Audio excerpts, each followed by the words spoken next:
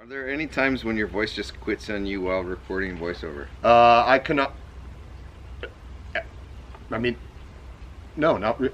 It was one where a little, but other than that, I mean, it's pretty much a thing.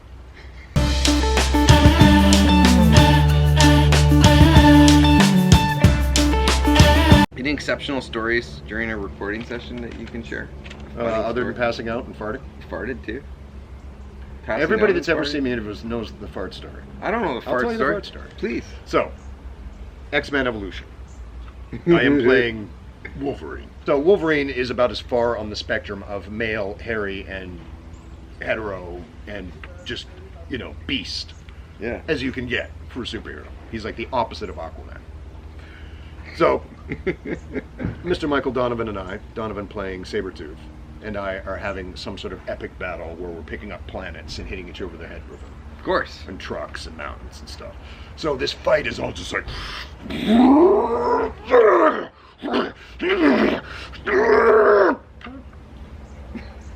was like, oh crap, did anybody hear? It was like, everybody in the booth just stopped. It was like, wait, play that back! This is the toot of a 3-year-old girl. It was just the anti-fart. It was as un-Wolverine of a proot as one could possibly pull off. Sometimes when you're straining really hard in the studio, you know, poop happens. What if Klaus and the Overlord merged into one being? How would you do that voice? Klaus and the Overlord. Well, I wouldn't, would I? Because I get paid twice as much when I do them separately. Oh, yeah. And if I put them all together, then I'd be giving away one for free, wouldn't I? Yeah. So I wouldn't do it. Do you like chips with chocolate? Are we talking like potato chips? Are we talking crisps? They just wrote chips. Are we talking like, I'm going to open up a nice bag of crisps. Okay, let's go with dip that. them in Yes, chocolate. yes. I have had chips and chocolate, and Really? yes, I do like them, because here's a little culinary tip for you aspiring foodies and wannabes. It's no I secret. wasn't expecting a long answer. Alright, Black Shogun. What? I included her name because she's been cool. Klaus is my fave villain. So do you mind with Brent? I knew I liked her. With Brent as the Zane voice.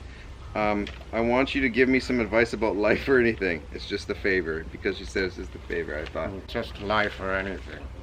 The most important thing you have to do is come up with a very excellent name, which is exactly what you've done, isn't it? Are you saying that Black Shogun is the best name that you can have for the internet? Are you allowed to say black anymore? Well, she is black. So that kind of works. Kind of works. It's kind of awesome. Yeah, well, I mean, it does work. As we've dropped completely out of character at this point. Not taking direction really well today, you know what I'm saying? Cole's her favorite, I know that. Cole's so her favorite? Yeah, so she probably wishes that... See, what they don't know is that I pay attention to the people that are cool on my channel. Back to what we were doing, giving some amazing advice to Black Shogun I want to be about... called Black Shogun. I'm sorry, it's taken. Take two. The first thing you need to know is to find yourself an excellent moniker for the interwebs. And I think that Black Shogun is very excellent indeed. So you're saying that you want her to control the interweb? I don't think that's a good idea. I mean, wait, you're close. One sec, take 3. Surrounded by amateurs. Hey, forget about it. This is not working out. Amateurs. I thought you were gonna be what's his face, the Overlord. I thought you were gonna be that, and then it just everybody happened. turned into headwind. Oh, you know. forget it. Oh, It's a great it was thing, funny you know. for a second. Hero or villain? Villain. No, the really, really heroics. Kind of boring. Villains get to chew the scenery and do wonderful, wonderful things with people. Yeah. Small insects. How did you get such fabulous hair? I got it on the Brent Michaels site. It's the whole thing. It's up the back. Some dude commented on the thing too. At first, I thought it was Shawn Michaels, man. Oh, Shawn Michaels too. You get that too? I get Shawn Michaels. I get Brent Michaels. I get Kid Rock. Ted Nugent occasionally, depending on my facial hair. Right. Somebody gave me Billy Cyrus the other day, which I was like, okay, that's... Come on. And nothing personal against Billy Cyrus, nothing. but I'm going, you don't like it. He doesn't wear hats, okay? Yeah. I wear hats. When was the last time you saw TJ Omega? TJ Omega. TJ Omega. Yes, yes. Check. Okay. One. Last time I saw TJ was in Tampa 2 years ago because I couldn't go to Tampa last year because I was in the middle of shooting Woody the Woodpecker. If you could completely design your own season with the Overlord returning, what would happen? The Overlord would return. If you can have one of the ninja for a brother or sister, who would it be? It's really deep, man. Yeah. It's really, like, profound. I kind of like Jay, I gotta say. You'd want to have the funny voice around the house. Yeah, because then I wouldn't have to be a goof. Scott is famous for two things in this industry. One is that he takes, well, if there's a 10-minute allotted audition, 30 minutes will go by and the rest of us are sitting there. That is not true. That is a fabrication. Come on, man. And then eyes and hearsay. We're all going for 3 characters and Scott's going for 9. That's why it's taking forever. Someone's committing libel. And the second one, you have the ability to take a line and make it this long. That's a 22-minute episode right there. Yeah. It's just going to be the entire first episode. It's just going to be the Overlord saying.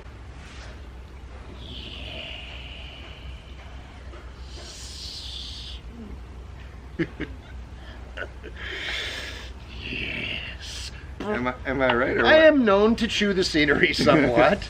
That's why villains are fun. Yes. No. Villains don't have to just go, hey, we found this in the thing. Hey. Let's go fix it. It's a good thing. Because I think a lot of actors... Called milking the scene. So freaking slow, why is he so freaking slow in all of his freaking scenes? Why does he have to act every single syllable? If you could be another character in Transformers, who would it be? All of them. How did you become so successful at voice acting? Like, how did you get into it? I set out to be an actor, stage and theater. Stage? Okay. Yeah, I went full-time, 4 years, full-time theatrical training. I studied classical theater, off and on, dance, blah, blah, blah. Cartoons was always what I wanted to do.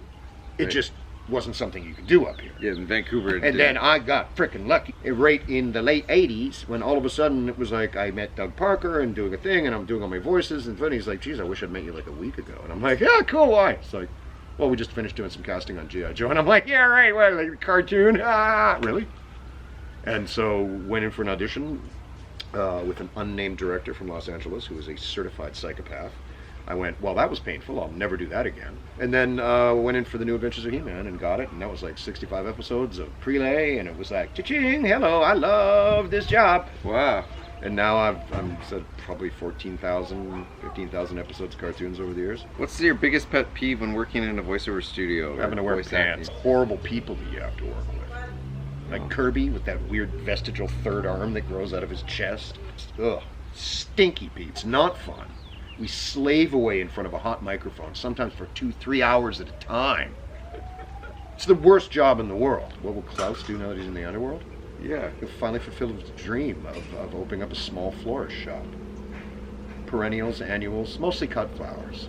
Fresh, doing arrangements, weddings, bar mitzvahs, versus funerals. It's always been his dream. Has Scott ever met fellow Canadian voice actor Cal Dodd? Cal Dodd! He both have given us awesome interpretations of Wolverine. Oh, okay. I didn't know Cal was another Canuck. No, I have not met Cal personally, face to face. Although we probably played hockey or something, right? You know, I've probably seen Buddy coming, so, you know. That's all we do, drink beer. Do. We drink beer, play hockey. And igloos. If you didn't voice act, what would you do as a career? I have no other applicable life skills. Okay. None. Special effects makeup is something that I'm fascinated with. I'm a fairly accomplished chef. I have a lot of weird interests, but I can't think of anything that I could actually do for a living. If you could bring any character that you voiced to life, to real world. Well, as an artist, I like to think that every character I voice I bring to life. Oh, come on. Yeah, think of it there. That's what we do. Yes, but that's we take not what they're words asking. and we give them life. They're asking, what would you like to What would I do with them? God, it's crowded enough in my house with just all the personalities. If they actually started taking up space and using up toilet paper and food. Toilet paper's good. Like, you'd have to go with, like, maybe a character that does not poop. Yeah. What's a character that's a non-pooping character? That Well, we've already established that that NADAKHAN doesn't have a lower body. And without a lower body, that means that GI tract has to terminate someplace, kids. So either he's like a jellyfish and he poops out of his mouth. Did you know that jellyfish poop out of their mouths? Which is true. That's disgusting. Okay, when you're the voice of the Vancouver Aquarium, you learn these things. I had 12,000 bucks worth of scuba gear sitting on the back of my deck. A fire started. When 2 fully charged 30,000 PSI tanks get involved in fire, You know what they do? They blow up. They blow up real good. They blow up so good, in fact, that apparently 4 or 5 blocks away, they felt the percussion. No way. Yep. Where were you at the time? I was at an audition, and I got a call from my agent going, okay, this is really weird, but apparently there's been an explosion at your house. Wow. So I am freaking out, driving up the sidewalk trying to get home. Wow. But the whole back of the house blew up. Crazy. And I haven't been diving since. Okay, not... Because I now have a fear of exploding. The Overlord was like an actual person. What kind of awesome hairstyle would he have? He would rock like super long, like 80s hair with like a beat up cowboy hat. It's been a real pleasure to interview you. I've always loved you. It's been a real honor for me of one of the guys that I've stolen from. Keep I saying want to that. use the word learn, but really, let's be No, honest. you're gonna get a little visit later on. I'm Brent. stolen from you, Scott. But Like in those everybody. places, it comes to our attention that you've taken a few things that belong to our boss. Like our fantastic voice actor. I stole it all from Gary And- Chalk. Those were the guys that I went, and I was, you know, a very young voice actor, right? I was like in my 20s. I'm just like, oh, and boy, if you want to learn, get yourself into a studio and watch and steal. That's the best way. So one of the best voice actors in the world here, guys. Oh, I hope you like this. Please subscribe to me. Please show this around social media. Let people know that Scott McNeil made an appearance here, and go ham for it.